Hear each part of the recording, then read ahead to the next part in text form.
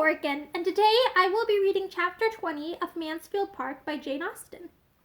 Edmund's first object the next morning was to see his father alone, and give him a fair statement of the whole acting scheme, defending his own share in it as far only as he could then, in a soberer moment, feel his motives to deserve, and acknowledging with perfect ingenuousness that his concession had been attended with such partial good as to make his judgment in it very doubtful. He was anxious, while vindicating himself, to say nothing unkind of the others, but there was only one amongst them whose conduct he could mention without some necessity of defense or palliation. "We have all been more or less to blame," said he, "every one of us, excepting Fanny. Fanny is the only one who has judged rightly throughout, who has been consistent. Her feelings have been steadily against it from first to last. She never ceased to think of what was due to you. You will find Fanny everything you could wish." Sir Thomas saw all the impropriety of such a scheme among such a party, and at such a time, as strongly as his son had ever supposed he must.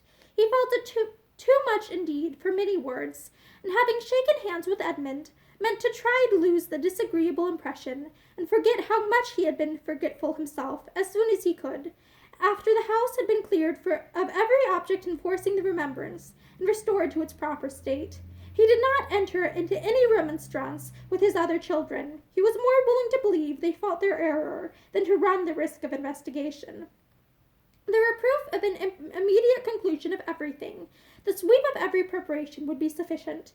There was one person, however, in the house whom he could not leave to learn his sentiments merely through his conduct. He could not help giving Mrs. Norris a hint of his having hoped that her advice might have been interposed to prevent what her judgment must certainly have disapproved.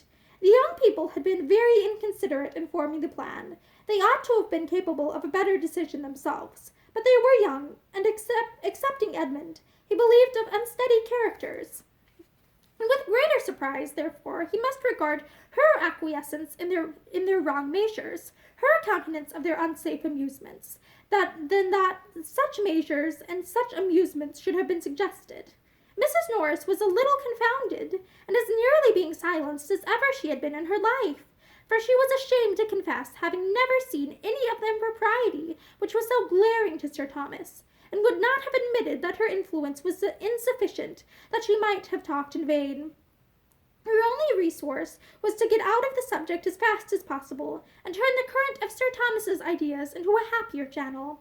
She had a great deal to insinuate in her own praise as to the general attention to the interest and comfort of his family, with much exertion and many sacrifices to glance at, in the form of hurried walks and sudden removals from her own fireside, and many excellent hints of distrust and economy to Lady Bertram and Edmund to detail, whereby a most considerable saving had always arisen, and more than one bad servant had been detected. But her chief strength lay in Sotherton.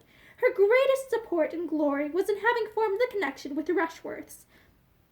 There she was impregnable. She took to herself all the credit of bringing Mr. Rushworth's admiration of Maria to any effect.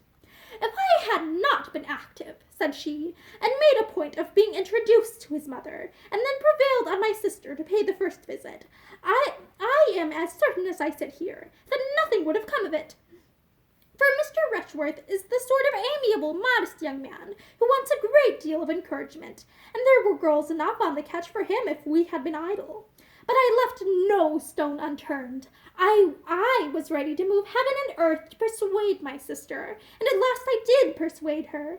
You know the distance to Sotherton. It was in the middle of winter, and the roads almost impassable, but I did persuade her." "I know how justly great your influence is with Lady Bertram and her children, and am the more concerned that it should not have been." "My dear Sir Thomas, if you had seen the state of the roads that day! I thought we should never have gone through them, though we had the 4 horses, of course, and poor old coachman would attend us, out of his great love and kindness, though he was hardly able to sit the box on account of the rheumatism which I had been doctoring him for ever since Michaelmas. I cured him at last, but he was very bad all the winter, And this was such a day, I could not help going to him up in his room before we set off to advise him not to venture. He was putting on his wig, so I said, "Coachman, you had much better not go. Your lady and I shall be very safe. And you know how steady Stephen is, and Charles has been upon the leaders so often now that I am sure there is no fear." But, however, I soon found it would not do. He was bent upon going, and as I hate to be worrying and officious, I said no more.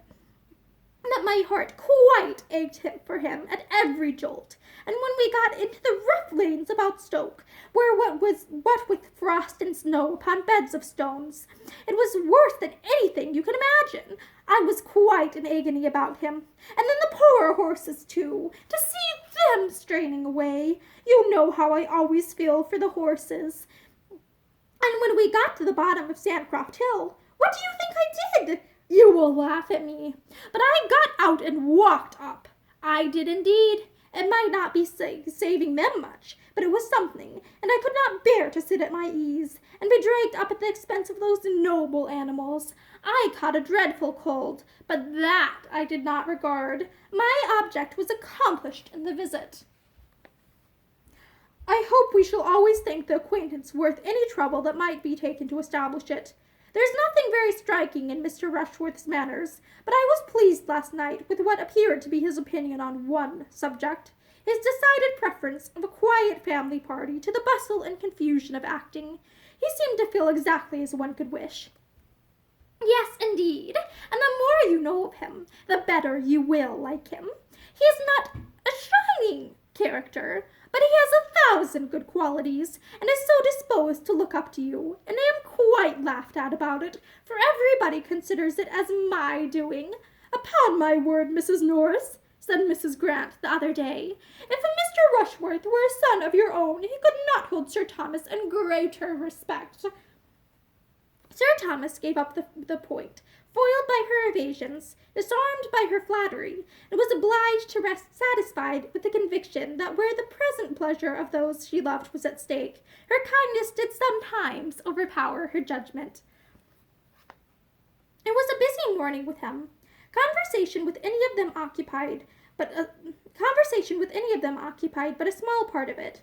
He had to reinstate himself in all the wonted concerns of his Mansfield life, to see his steward and his bailiff, to examine and compute, and, in the intervals of business, to walk into his stables and his gardens, and nearest plantations. But active and methodical, he had not only done all this before he resumed his seat as master of the house at dinner, he had also set the carpenter to work in pulling down what had been so lately put up in the billiard-room, and given the scene painter his dismissal, long enough to justify the pleasing belief of his being then at least as far off as Northampton. The scene painter was gone, having spoilt only the floor of one room, ruined all the coachman's sponges, and made 5 of the under-servants idle and dissatisfied. And Sir Thomas was in hopes that another day or two would suffice to wipe away every outward memento of what had been, even to the destruction of every unbound copy of Lovers' Vows in the house, for he was burning all that met his eye. Mr. Yates was beginning now to understand Sir Thomas's intentions, though as far as ever from understanding their source. He and his friend had been out with their guns to the chief of the morning, and Tom had taken the opportunity of explaining, with proper apologies for his father's particularity, what was to be expected. Mr. Yates felt it as acutely as might be supposed. To be a second time disappointed in the same way was an instance of very severe ill luck, and his indignation was such that had it not been for delicacy towards his friend and his friend's youngest sister, he believed he should certainly attack the baronet on the absurdity of his proceedings and argue him into a little more rationality. He believed this very stoutly while he was in Mansfield Wood and all the way home, but there was a something in Sir Thomas, when they sat round the same table, which made Mr. Yates think it wiser to let him pursue his own way, and feel the folly of it without opposition. He had known many disagreeable fathers before, and often been struck with the inconveniences they occasioned, but never in the whole course of his life had he seen one of that class, so unintelligibly moral, so infamously tyrannical as Sir Thomas. He was not a man to be endured but for his children's sake, and he might be thankful to his fair daughter Julia that Mr. Yates did yet mean to stay a few days longer under his roof. The evening passed with external smoothness, though almost every mind was ruffled, and the music which Sir Thomas called for from his daughters helped to conceal the want of real harmony. Maria was in a good deal of agitation. It was of the utmost consequence to her that Crawford should now lose no time in declaring himself, and she was disturbed that even a day should be gone by without seeming to advance that point. She had been expecting to see him the whole morning, and all the evening too was still expecting him. Mr. Rushworth had set up early with the great news for Southerton, and she had fondly hoped for such an immediate eclaircissement as might save him the trouble of ever coming back again. But they had seen no one from the parsonage, not a creature, and had heard no tidings beyond a friendly note of congratulation and inquiry from Mrs. Grant to Lady Bertram. It was the first day for many, many weeks in which the families had been wholly divided. 24 hours had never passed before, since August began, without bringing them together in some way or other. It was a sad, anxious day, and the morrow, though differing in the sort of evil, did by no means bring less. A few moments of feverish enjoyment were followed by hours of acute suffering. Henry Crawford was again in the house. He walked up with Dr. Grant, who was anxious to pay his respects to Sir Thomas, and at rather an early hour they were ushered into the breakfast-room, where were most of the family. Sir Thomas soon appeared, and Maria saw with delight and agitation the introduction of the man she loved to her father. Her sensations were indefinable, and so were they a few minutes afterwards upon hearing Henry Crawford, who had a chair between herself and Tom, ask the latter in an under voice whether there were any plan for resuming the play after the present happy interruption, with a courteous glance at Sir Thomas, because in that case he should make a point of returning to Mansfield at any time required by the party. He was going away immediately, being to meet his uncle at Bath without delay. But if there were any prospect of a renewal of lovers' vows, he should hold himself positively engaged. He should break through every other claim. He should absolutely condition it with his uncle for attending them whenever he might be wanted. The play should not be lost by his absence. From Bath, Norfolk, London, York, wherever I may be, said he, I will attend you from any place in England at an hour's notice. It was well at that moment that Tom had to speak and not his sister. He could immediately say with easy fluency, I am sorry you are gone, but as to our play, that is all over, entirely at an end. Looking insignificantly at his father, the painter was sent off yesterday, and very little will remain of the theatre by tomorrow. I knew how that would be from the first. It is early for Bath. You will find nobody there. It is about my uncle's usual time. When do you think of going? I may perhaps get as far as Banbury today. Whose stables do you use at Bath? Was the next question, and while this branch of the subject was under discussion, Maria, who wanted neither pride nor resolution, was preparing to encounter her share of it with tolerable calmness. To her he soon turned, repeating much of what he had already said, with only a softened air and stronger expressions of regret. But what availed his expressions or his air? He was going, and if not voluntarily going, voluntarily intending to stay away, for, excepting what might be due to his uncle, his engagements were all self-imposed. He might talk of necessity, but she knew his independence. The hand which had so pressed hers to his heart, the hand and the heart were alike motionless and passive now. Her spirit supported her, but the agony of her mind was severe. She had not long to endure what arose from listening to language which his actions contradicted, or to bury the tumult of her feelings under the restraint of society, for general civility soon called his notice from her, and the farewell visit, as it then became openly acknowledged, was a very short one. He was gone. He had touched her hand for the last time. He had made his parting bow, and she might seek directly all that solitude could do for her. Henry Crawford was gone from the house, and within 2 hours afterwards from the parish, and so ended all the hopes his selfish vanity had raised in Maria and Julia Bertram. Julia could rejoice that he was gone. His presence was beginning to be odious to her, and if Maria gained him not, she was now cool enough to dispense with any other revenge. She did not want She did not want exposure to be added to desertion. Henry Crawford gone, she could even pity her sister. With a purer spirit did Fanny rejoice in the intelligence. She heard it at dinner and felt it a blessing. By all of the others it was mentioned with regret, and his merits honored with due gradation of feeling, from the sincerity of Edmund's too partial regard to the unconcern of his mother speaking entirely by rote.